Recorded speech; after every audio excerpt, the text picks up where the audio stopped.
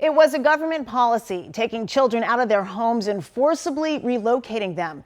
In Maine, it meant that Native American girls and boys were sent to be raised by white parents. A new documentary, Dawnland, tells this heartbreaking story.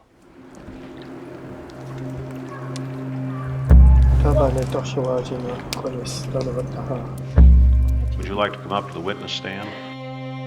They went into my home and picked up my children and placed them in a foster home. This country had official policy to remove Native children from their homes and place them with white families so that they would learn how to be white.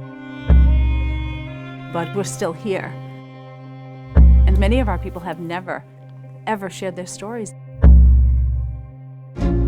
Imagine being torn away from your parents and community. I remember the station wagon pulling up. Never talked about it in therapy. I played video games. Maine has become the first state in the nation to form a Truth and Reconciliation Commission focusing on child welfare. The truth hurts. The truth is very painful. How come it took so long for you all to get a group together to see if they can help us? You can't heal someone that's gone through hell. Usually, when a truth commission happens, there's a great deal of unrest in the society that's surrounding it.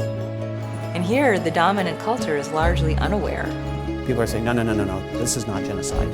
Genocide is what happened at Auschwitz. The reality is, it's been the attack of our culture, it's been the attempt to remove our culture, and you replace it with nothing. What happened to my aunts, my grandparents and all that? It's still happening. Tell me about your employment in state child welfare. The judges didn't figure this was anything we had to do much about. For the longest time, I was really afraid to even say that I was Indian. You don't take 500 years of mistrust and wash it away with one commission.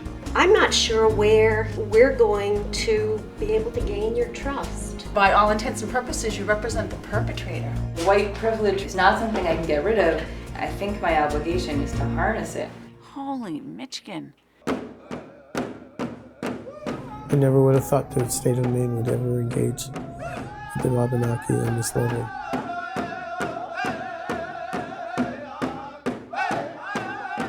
We see it as something very deep, a necessary transition from being an occupier to being a neighbor.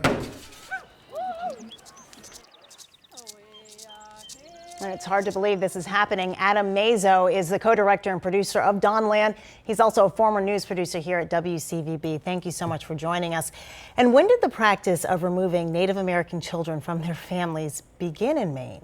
It's really something that started with the beginnings of this country. First contact, colonial settlers coming in and enslaving Native people, and that we moved from that to boarding schools, and eventually those practices filtered their way into the child welfare system, where you had people removing Native American children primarily because they were Native and because of kind of built-in racism in the system, where folks were really looking at what was just Wabanaki culture or Native culture and seeing that as somehow wrong or bad, and using that as a justification for removing children from their families and placing them outside of their tribe, outside of their culture with white families.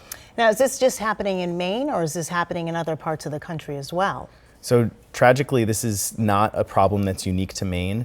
Maine is unique in that they work together with the Wabanaki tribes and with a lot of Wabanaki women who helped to create the Truth Commission that Dawnland focuses on. But the problem of Indigenous child removal is really ongoing. Right now in this country, Native children are still 3 times more likely to go into foster care than white children right now. So this ongoing problem really across the country that we're hoping this film will help to awaken people to realize that it's an issue and we can work to do better. Did many of these children remain in foster care until they were 18, or were they ultimately adopted by the white families? I think kind of a mixture, and you had a lot of folks who never really found their way back, or in some cases found their way back to their tribe maybe many years later, and then you have a really difficult time reintegrating and getting back to your family and back to your tribe and finding a way to re-enter is really, really difficult for any child that's taken away from their family and taken away from their culture and their religion and their language. It's something that really that stays with people forever, and even intergenerationally, the trauma is passed down of being removed from family. And just quickly tell us, how did you find out about this story? So my colleague Michie Lesser heard on WBUR about the Truth Commission as it was forming, and we were at the time working on a film called Coexist that our organization, the Upstander Project, was teaching about genocide in Rwanda and forced reconciliation after genocide there, and doing a lot of teaching around Greater Boston and New England, and talking about how we wanted to also teach about genocide in this country's history. And so we heard about the Truth Commission in Maine, and both of us were just thinking, wow, maybe there's something we can contribute here. And we got in touch with the folks running the commission and said we'd like to help if there's a way that we can help.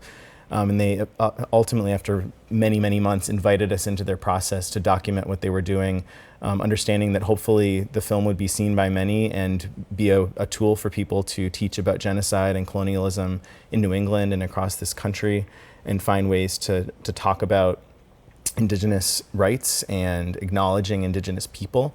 And so we have a teacher's guide as well that goes with the film to help people teach about that. All right, Adam Mazo, thank you so much for joining us. We'll have more Chronicle after the break.